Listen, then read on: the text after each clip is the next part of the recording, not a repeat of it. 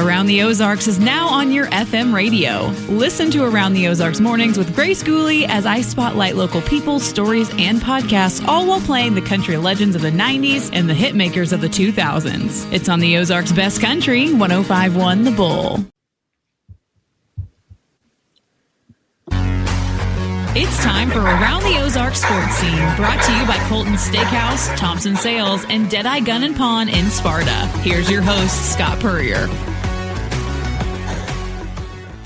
Welcome in to another edition of Around the Ozarks Sports Scene. I am Scott Purrier. As always, big thank you to you, the viewer and listener, for tuning in as we talk sports in the Ozarks. And those who know me and know in my career that I love talking golf, and I love talking golf with Reagan Zibilski. So we bring Reagan back in 1 month into her professional golf career to kind of get the lay of the land, what's been going on with her, what the fun stories maybe out on tour with her dad as a caddy now, just all kinds of fun stuff. Reagan, thanks for joining me and welcome into the podcast.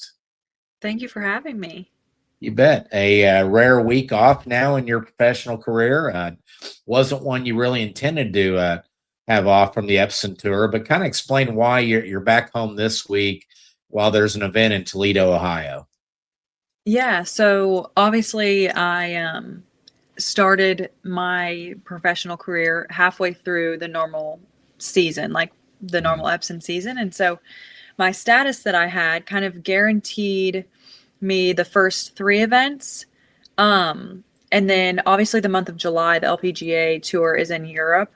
And so there's a lot of girls not traveling to Europe, whether it's just because they didn't get in or 2 of them are majors, so they're limited fields. And so a lot of them are staying back in the States and playing in Epson. And so the fields are a lot fuller. And with my status that I had going into Epson about halfway through, it wasn't quite as high as we had originally anticipated. So I would have had to have topped 10 in South Bend to get into Toledo, which I got top 20, but not top 10. So I'm back home, and I actually, the last tournament in June that I played, I had to top 10 in that in order to get into South Bend, and I did do that.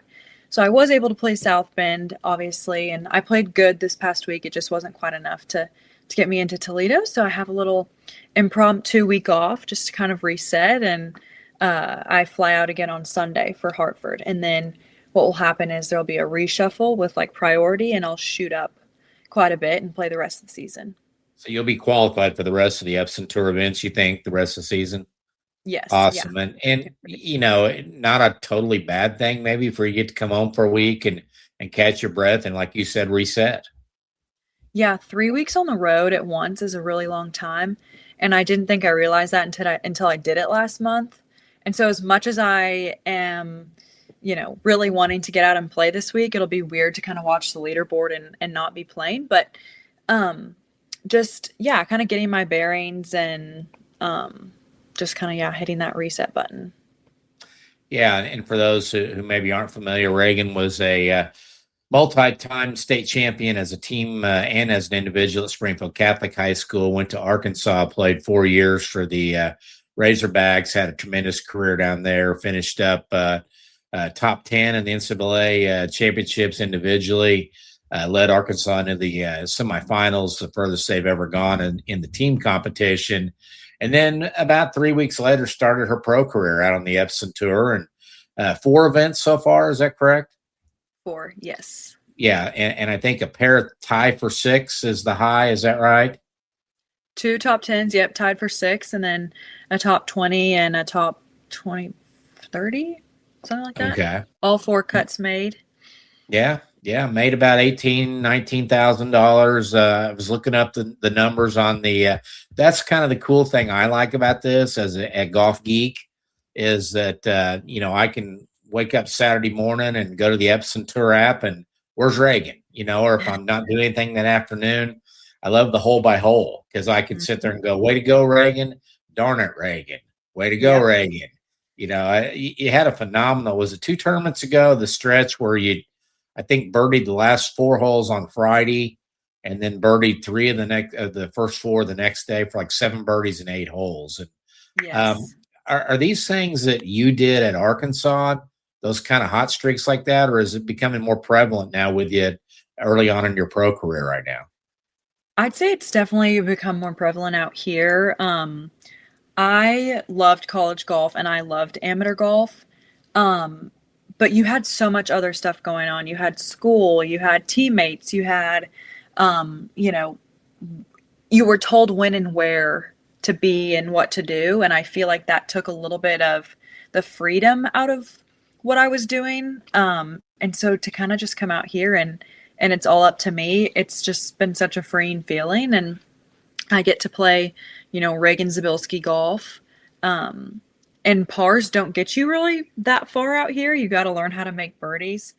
And that's really fun for me because I can play aggressive and I can go at flag sticks and obviously play smart when you need to be. But it's been a really eye-opening experience just to kind of play more free. And I'm having a lot of fun on the golf course now, which is super exciting for me to see. And I know for like my team and stuff and my dad who's caddying, it's been really fun for him to see as well. So, and I noticed that too. The other thing is your ability to go low more often. I guess it's because you're more aggressive, but it's not uncommon to look on there and see -3, -4, -5 in a round. Where at Arkansas you would have those, but then you'd have a 73 or 75 or things like that. And the last 3 weeks, I know I've looked and on Sunday you're right there in the hunt. If you got one of those 4 birdies in a row streaks going right up there and a chance to win. And I guess my other question is, are these courses, how are they set up? Because I think they're full fields of about 144 for each tournament. So they got to get people through. Are they set up shorter? Are they set up but designed to get people through? Kind of talk about that. Yeah, I think everything that you're saying, I think it's all of the above. With professional golf, the biggest difference that I see is we're shooting the same scores as we would in college, but there is so many more people who are capable of shooting said scores. Yeah. So that's why you see like such a log jam in the events kind of until the back nine on Sunday. Like there's 8 7-unders, 7 8-unders, because it's like there's just so many girls out there that can go low. And I think that's kind of where the mental switch kind of had to hit me of like, okay, you're forced to get better out here and you're forced to make birdies. And I know I've said that before, but it's honestly true. And once you like wrap your mind around that, you're able to play, more free and more aggressive, and knowing that, I can make birdies. I've done it before. And I can compete out there is definitely kind of the mindset that I've had to grasp very quickly because I had a really quick turnaround. But the golf courses kind of vary week to week. Like the third week in Michigan was a birdie fest, no wind, wide fairways, you could hit it anywhere, and a lot of wedges. This week, I felt like the scores were still really low, but the golf course was a lot tighter, but the greens were very slow and very receptive. So the longer clubs that you had in, it was easier to stop. So that was an advantage for the girls who didn't hit it quite as far. Because going in with 6 irons, you weren't like struggling to hold the green or anything. So I think it varies week to week. About half of the par 5s are reachable. And then they'll move the tees around a little bit. Like the last round, they'll like move up a par 4 to where it's drivable, or, to where you can like have a little risk reward situation. And then the par 3s are really tough. That was like the big thing for me that stood out was you're playing a couple par 3s every single day that are 185 yards and longer. Wow. Yeah. So I had a 205-yard par 3 this past week and 180-yard par 3 this week. So what was there a moment in these first 4 tournaments where the light bulb went on and you kind of said, hey, I can do this? I mean, I can win out here. I can compete top 10 every week if I just play my game. And when was that moment, if it did?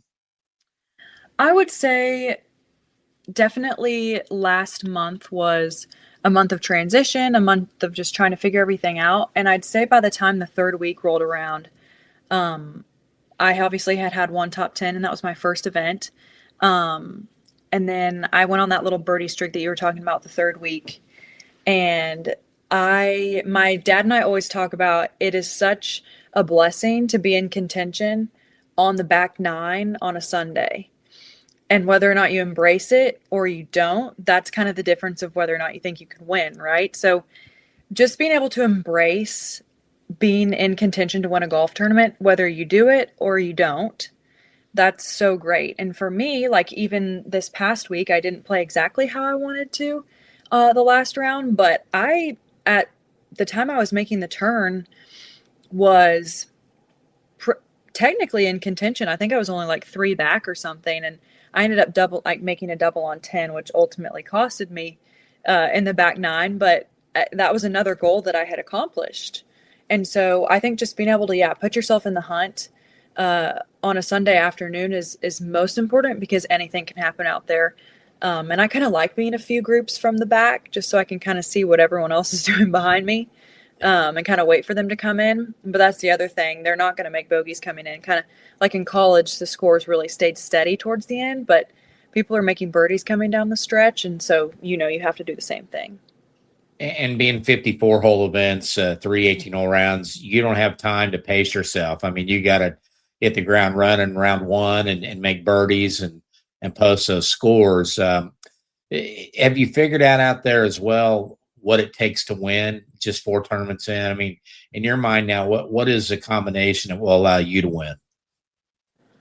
I would say the last 3 or 4 events, obviously the third event was kind of an anomaly, but anywhere from 12 to 14 under every week, I think that gives you a shot to win. So that's 4 or 5 under every day. But let's say you have one day where you shoot 7 or 8 under, then, you shoot 2 under. So it's like, I went into last week saying, okay, if I could shoot 3 under in every day, that's 9. That puts me in a pretty good position. Obviously the scores were lower, but I don't like to give myself a result, not like a number. I don't like to put a number on it, but in these types of things, it's going to take 12, 13, 14, 15 every single week. And it's a confidence thing more than anything. You just have to wrap your mind around the fact that you're going to have to make birdies. And I think that is a good advantage if you can shoot those scores. How do people on the Epson Tour treat rookies? Because I just think of Caitlin Clark going to the WNBA, and I remember when Jackie Stiles went up there and they were just mean. I mean, women can be meaner than guys, and are they, for the most part, welcoming? Are they catty? Are they, do you get stink eye from them, anything like that, or do they just kind of say, "Hey, you're out here with us now, let's go"? I would say there's such a variety of people out there. It's very international heavy. And a lot of those internationals did not go to college. Yeah. And so they couldn't have had any, like, a more different experience than me. And so they don't know what it was like to be in my shoes. I don't know what it was like to turn pro at 16 years old. I'm like, whew, that's a lot for me. Yeah. And then you have the age group of like the 30-year-olds, 30 to 40-year-olds who have been out there forever, and they're like a little cranky. And then you have like my group of people from like 22 to 27 who are just honestly there to have a good time. And like, I'm kind of in this little group with the other LCAP girls that have come in, and a few girls that are a little bit older than us, but still played college golf with us for a couple years. And it's been really fun. Like, I've made a lot of new friends, but I've also, kind of rekindled some relationships with some of the girls that I played junior golf with, believe it or not. And it's kind of been a fun group. I was a little worried at first, just because you're like, oh my gosh, like, you're all competing against each other, and it's like a little more cutthroat than college because there is no team aspect anymore.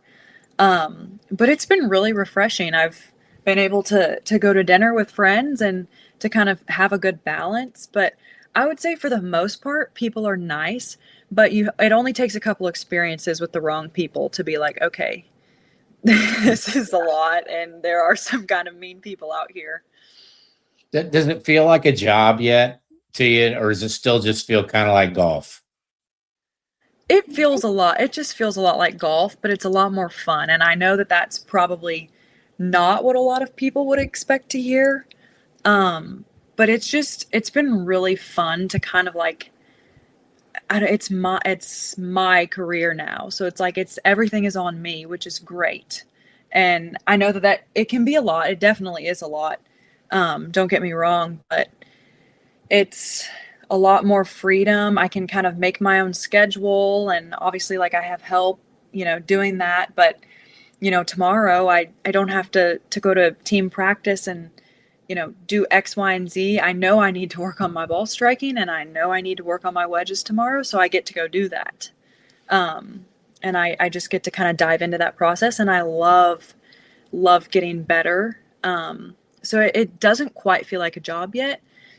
Because I'm really, really enjoying it. What's a typical week like on this tour with a Friday start to the competition? I mean, do you play? Are there pro-ams? Are there practice rounds scheduled Monday through, or do they start on Tuesday? Kind of take us through a regular week on this Epson tour. Yeah.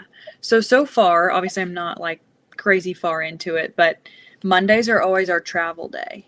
When the tournament starts on Friday. So we'll either, if it's like the first one of a specific swing, we'll drive or fly pretty early on Monday. And then Tuesday is a first come, first serve practice round. You can play as many holes as you want. Just go out whenever. And so I'll normally, like, we have a little group that normally, I kind of play with the same people. And then Wednesday, Thursday are pro-ams. So if you're assigned to a pro-am, obviously you have to do, pro-am activities, you play, and then there's normally a dinner. And then if you aren't in the pro-am for that day, there's like a small time slot where you can play 9 holes of a practice round aside from the pro-am. So you're either in the pro-am or you're playing 9 holes on Wednesday, Thursday. And then the tournament. Is there money at stake in those pro-ams? Is there money? Yeah. Yeah. A little bit. Yeah. A little bit. Yeah. Yeah. And then Friday, Saturday are the first 2 rounds, and you get an early wave and an afternoon wave. So you're either late early or early late. And then cut to the low what? 60 in ties. 60 in ties. Okay. How's the daddy caddy thing working out? You and Brad, have there been any disagreements? Are we getting along great on the course? So kind of talk about that aspect of it. And then staying at the same hotel after you're done with all that. Yeah. No, it's honestly been great. Like I've said before, I feel like it's been nice to kind of go back to what I was used to. In college, I didn't have a caddy. And so it's been nice to have just someone that I'm comfortable with walking next to me the entire 18 holes and who knows me and knows my game. And of course, I mean, there's going to be disagreements, right? I mean, it's a very competitive atmosphere, and my dad is super competitive. I'm super competitive. And we're both kind of a little hard-headed. So, but nothing too bad, but we're both, I mean, he loves it. So I'm just super grateful that he's able to take time out of his weeks and to spend some time with me out there. And yeah, I'd say the balance has been pretty good. We're sometimes in Airbnb, sometimes in hotels. So it just kind of depends on the week, but, I'm not sure it'll be like a super long-term situation, but it's what's working right now. And it has worked pretty good. So we're going to keep it going, and hopefully we can make some more money. Now, do you make him caddy all 6 days of the week, or does he get a day off to just let you ride on a cart or anything? No, he is a 24/7. He's on call all hours, all days. But yeah, because we have to walk pretty much all the days. Pro-ams, even you're walking pro-ams? Well, it kind of depends. If it's a foursome, then I'm walking. If it's a fivesome, they give me my own cart, which I don't really understand the logic behind that. But we'll get a cart some of the time when you're in a pro-am. But otherwise, he is hoofing it. So explain to the viewers now, as far as the LPGA Q school, you've got an exemption that gets you past stage 1, correct? Yes. What is at stake for you with the Epson Tour that can help you get past? Are there 3 stages to the LPGA school, or what? Yep, there's 3 stages, and so they've kind of Explain changed what's the at stake here with the Epson Tour besides making money. Okay. Yes. So with what I have currently, I'm exempt to stage 2. And then at stage 2, they take like the top 45, I think, to final stage, which is in November. And basically, long story short, in Epson, the ranking system that they use, it's called Race for the Card. And so Okay. it's basically points that you accumulate over a season. And there's a number by your name, basically. And top 10 in Epson every season, you get your LPGA Tour card, full status, you're gone. And then ranks 11 through 15 is conditional status on LPGA, which isn't full. But if you get into the first few of the LPGA Tour season and you play well, then you'll be fine. And then 16 through 35 in those ranks, you get exempt to final stage of Q School, which gives you full Epson status, exempt from all reshuffles for the next season. And right now, after 4 events, I'm ranked 39th. Yeah. With 281 points, I noticed that. So what, like a top 10 finish, ballpark, how many points and how much can you vault up if you put together 2 or 3 more top 10s? So I'm pretty sure like my last top 10 finish, I got like 120 something around their points. And top 35 is obviously in reach. I just have to kind of keep doing what I've been doing. But if I get hot for a couple weeks and let's say I win or get a couple top 3s, that's kind of knocking on the door of top 15. And like with talking to my team and stuff, I'm like not, I know that wasn't an expectation coming in halfway through, and I'm by no means expecting to be top 15. My goal right now is top 35 because then I wouldn't have to go to second stage, and that would be such a blessing. And so that's why, yep. So that's why I would be, I'm very eager to keep playing and to get into these events and to put myself in a good position to do that. And if I get hot for a couple weeks and I get a win or I get a couple, second place finishes, then who knows, really. So is the LPGA second stage and final stage after the Epson Tour Championship? I would assume it has to be so they can determine who goes, right? Yep. So second stage is mid-October, like 13th through the 16th. And then final stage is the week before Thanksgiving. Okay. What you've picked up in 1 month on the Epson Tour, is it a place that if you don't make the LPGA Tour full status, you'd be comfortable coming back and playing a full year on Epson and getting more experience that way? Definitely. Yeah. So with kind of where I'm at, like that would be the fallback, right? So I'd have full Epson status and just kind of take a little bit more time to get my feet up underneath me and figure it out, just because it's been such a quick transition. Like you said, it doesn't feel that different. I mean, I am a professional golfer now, and that's a P by my name and not an A, but it's gone so fast that it's been kind of a whirlwind. So I think either way, it's just more time to get some more experience and to gain some comfortability with the travel, with just my new lifestyle, because it is a lot different. But I'm rolling with the punches, and whatever happens, it's going to happen, and it's fun. The only disappointed people are all those guys who wanted you to play member guest tournaments with them now. With that P by your name, you're probably ineligible for those club events now. Unfortunately, I was declined in the 4th of July tournament a couple weekends ago. So apparently those are over. My time to play in those fun tournaments, that can't happen. That's because all the guys got together and voted you out. They told them no, we can't let her play anymore. Yeah. How many former Razorbacks that you played with are out there on the Epson Tour? So in June there were 6 of us, and that's a lot. Yeah. Yep. Arkansas, Stanford, and USC kind of make up a lot of that. There's 4 to 6 of us kind of every week, which is really cool. There were 4 of us in South Bend, and then there'll be 4 of us in Hartford as well. So do they have their dads with them caddying too, or some of them, or? some of them you see a lot of variety on the bag. You see some local caddies, you see some friends, you see parents, coaches. It's a lot on the Epson tour. You see some like professional caddies, but that's rare. But like one of my teammates, Kendall Todd, she does it by herself. She doesn't really like having a caddy, so it's honestly personal preference. And then my other teammate, Julia Gregg, she has a professional caddy that travels with her. So who's your fallback if dad can't go one week? My fallback? Probably one of I would say, was one of the guys at the club. Do they know that or not? Draw them out of the hat? Draw them out of the hat. Anybody who wants to give it a try.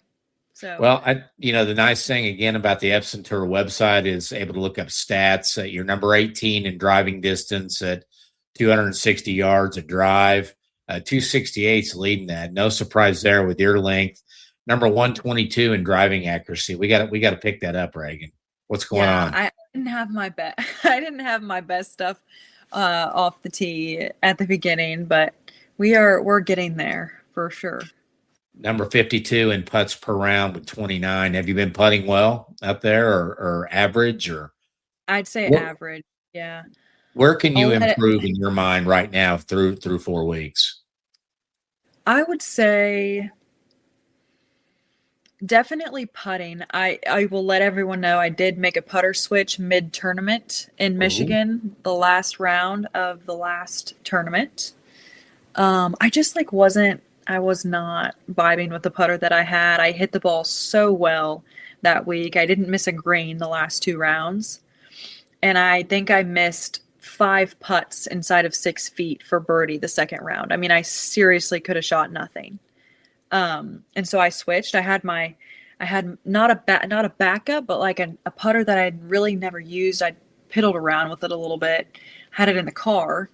And I told my dad after, I said, that thing is coming out on the golf course with us tomorrow.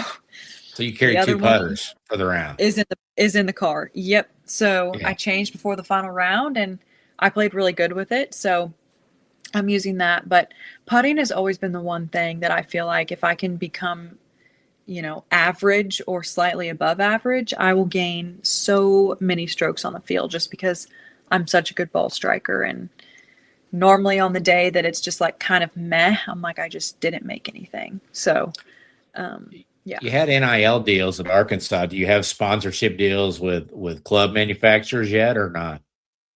Yep. So Titleist, and I've been with Titleist for all throughout my college career, and so I stuck with that, and so I'm doing that, and they're amazing. They're amazing to work with. They're at most of the events, and so I see the same faces every week.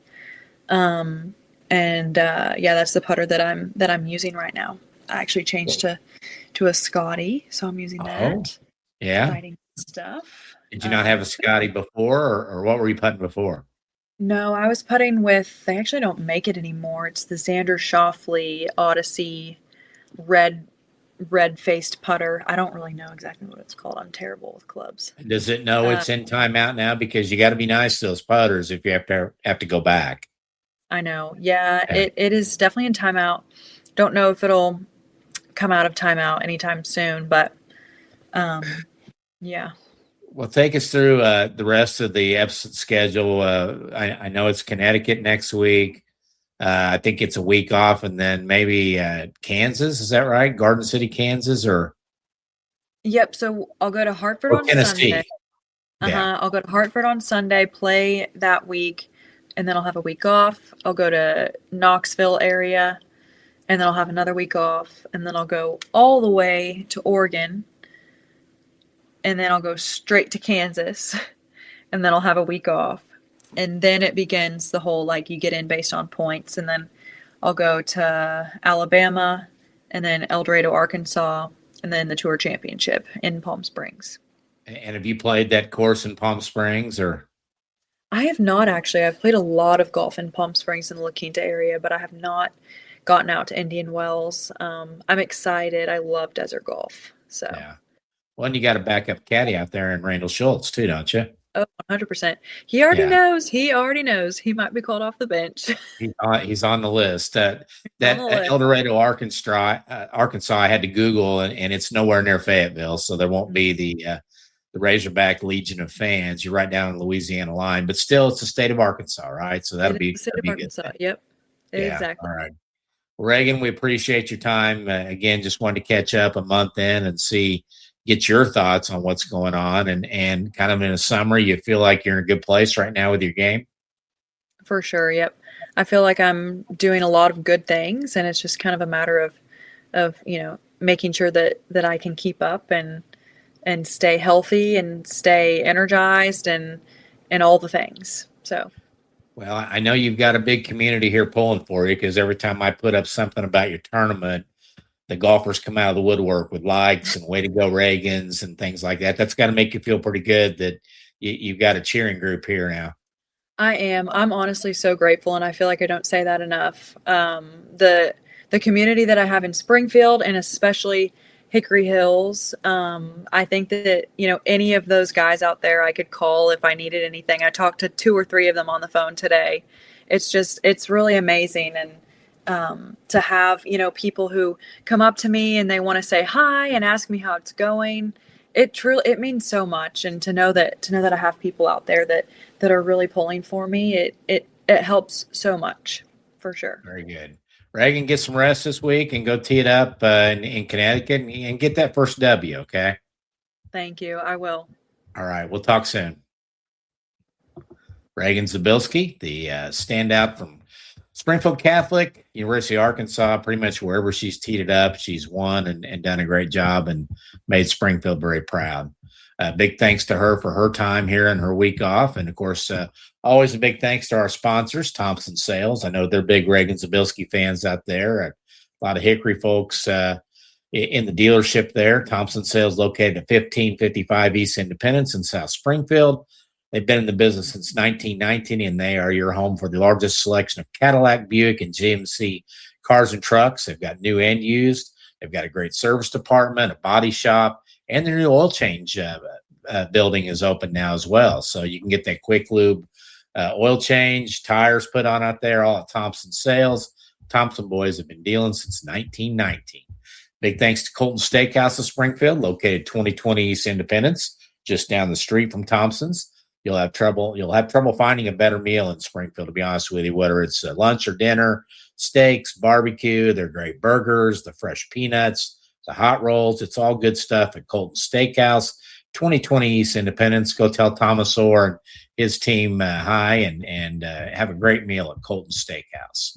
And finally, Deadeye Gun in Sparta. You can check out their store at 7483 Main Street in Sparta. You can also visit DeadeyeGunSupply.com to check out their full selection of pistols, rifles, ammunition, gun accessories.